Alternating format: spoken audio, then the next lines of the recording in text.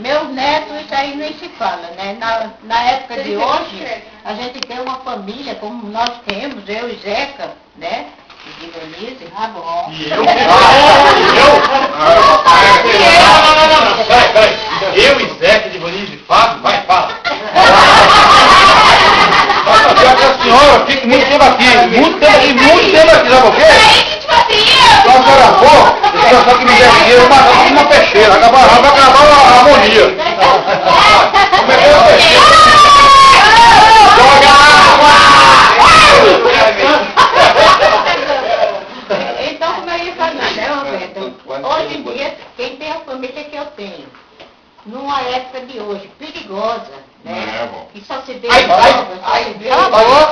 se vê bagunça por aí afora, né? Olha pra câmera aqui, ó. Desajustada. É verdade. E a nossa não tem essa. Não, tô acostumado. Graças a Deus, eu agradeço a Deus todos os dias, né? Agradeço a Deus e estou feliz. Fiquei sem meu marido, mas ele me deixou esse rebanho, né? Um monte de viadinho. Graças a Deus.